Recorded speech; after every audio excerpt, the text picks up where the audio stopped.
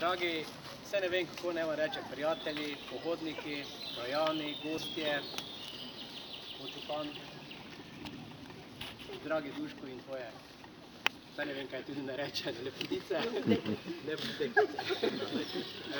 še enkrat lepo pozdravljeni zdaj, ko gremo proti koncu te naše praznične pohodniške poti.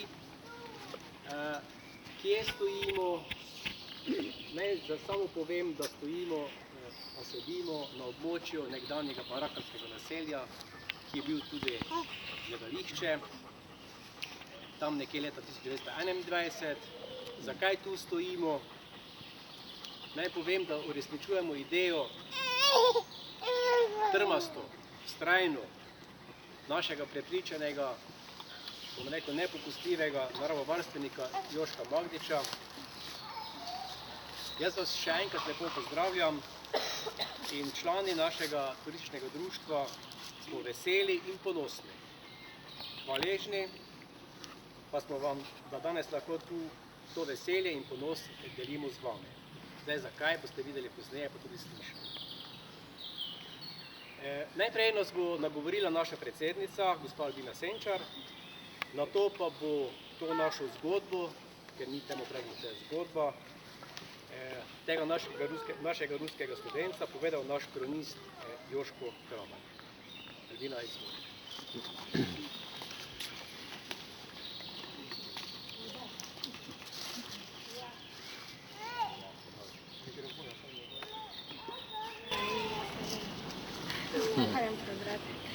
Spoštovani pohodniki, dragi gostje in dragi obiskovalci, ki ste se odzvali našemu vabilu za praznični popoldan. V imenu turističnega društva Stara cesta vas prav prisrčno pozdravljam.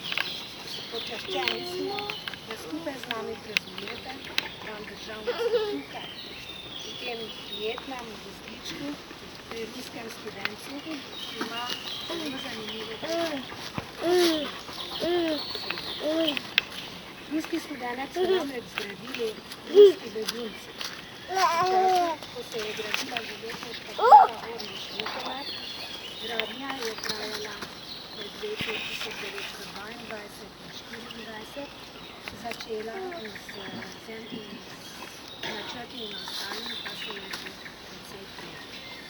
Železniška proga je bila za naše kraje izredno pomemben dosežek, posebno za kulturno središčino, za gospodarski razvoj.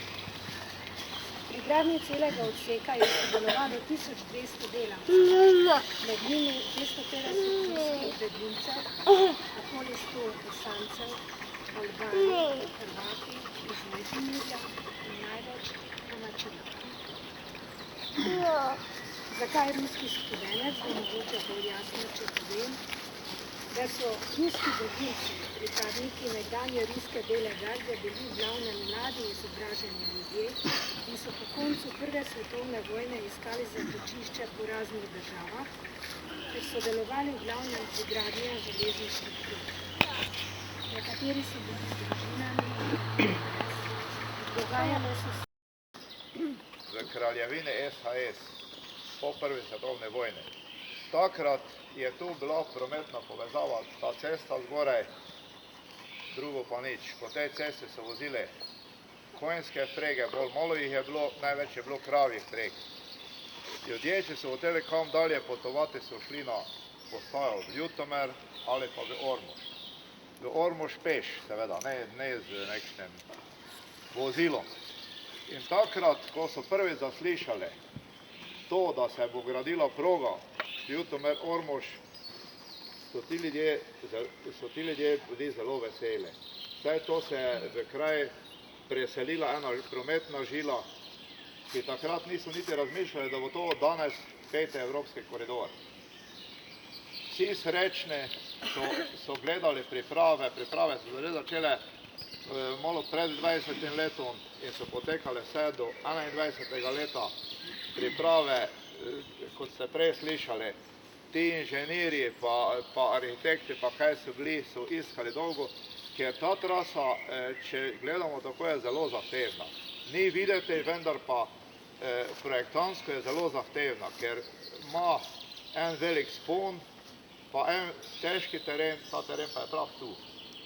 In takrat se je začela ta ideja uresničevati in v 21. letu so z delom začeli. Prvo s pripravljalnim, 22. pa redno z vsemi razpoložljivimi stroji, seveda to so bile samokolnice, lopate pa krampe, največ tega. Pa konjska vprega, ko ste predvideli konji, so tudi bili. In prvič v tistih časih je en parni bager delal tu notri proti izkopu zemlje. Parni bager tistokrat je zamenjal 100 ljudi. Zdaj se zamislite, 100 ljudi. Zakaj so bile tistokrat bune, da je prvi parni stroj so izumili? Zato, ker je ogromno ljudi izgubilo delo. In delo se je začelo. Tu notri, ki smo zdaj mi, so bile barake, je bila dvorana, je ta studenec, ki glih je toliko govora o njem, tam, kjer še ga ne videl, da ga vidi. Tu so se dogajale stvari, ki so tudi bile povezane z temi domačini. Ti domačini so, eni so celo tu delali, eni pa so bili drugače povezane. So hodili po kruh, je bila pekarna tu, so hodili na prireditve, ki so bile ob nedeljah, oni so se tudi, ti ruski begunci, so tudi znali razveseliti. Niso bili samo, je bilo žalosti, pa je bilo tudi neke veselje. In takrat so naši ljudje z njimi tiste 3 do 4 leta skupaj sodelovali, živeli se dobro poznali. In kaj če reči, tisto delo, ki je bilo nelahko, je bilo težko delo, so garali, so delali, pa tudi znali so se poveseliti. In tak je prišel tisti komaj pričakovani november 1924. leta, ko je pripeljal v zgodovini tega kraja prvi vlak.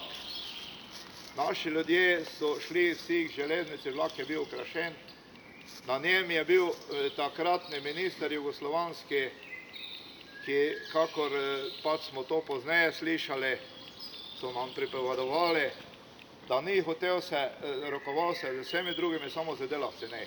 In to so mu tistokrat ti delavci strašno zamerili. Ker, poglejte, če ne bi teh delavcev bilo, ne bi te proge bilo. In zdaj, zakaj je ta proga bila tako zahtevna? Ta vzpon, tu notri je ogromno bogat z vodo, so ogromne pritiski vode.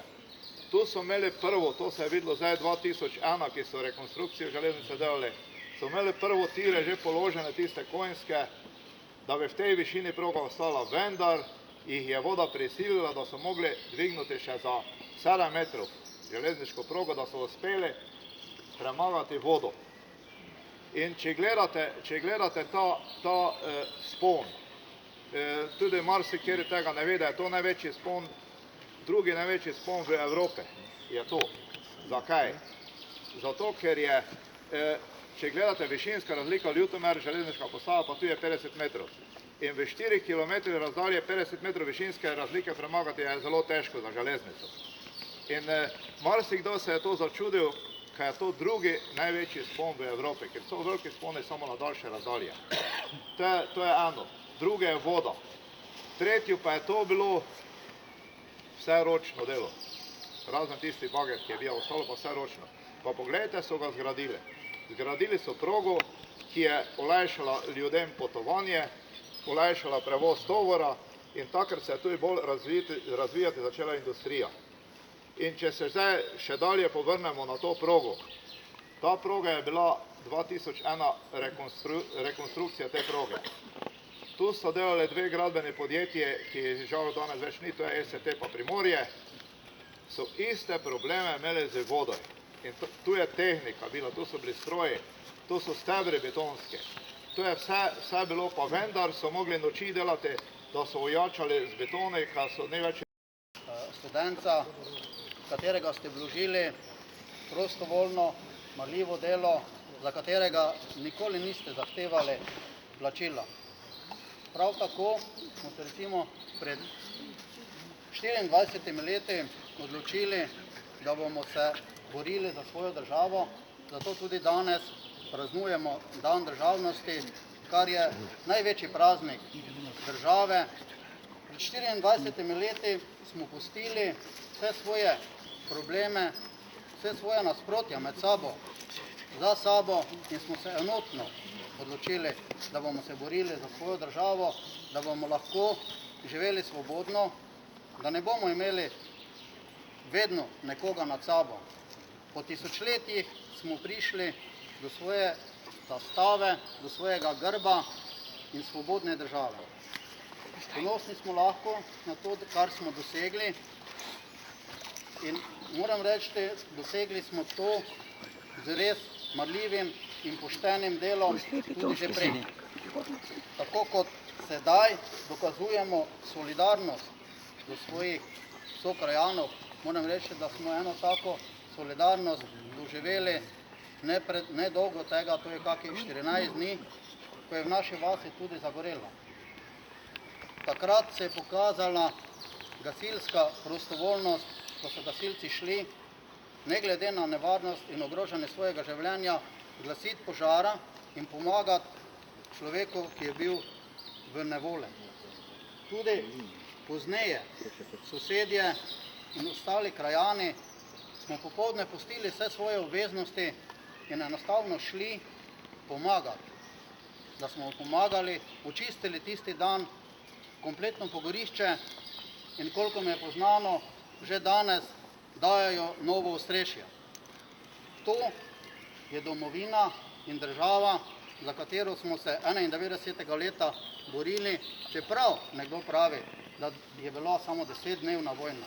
Ja, ampak ta 10-dnevna vojna je bila zelo pomembna, da smo se odločili vsi in smo se borili za to. Zato še enkrat rečem, če bi bilo potrebno za tako državo, kot jo imamo, in ne samo za državo, za nas državljane, ker te mi državljani, sosedje, tvorimo to državo, to je država, mi ljudje. Za tako državo bi šel še v mobilizacijo tudi 100-krat, če bi bilo potrebno. Zato vam čestitam vsem skupaj ob dnevu državnosti. Imejte se fajn.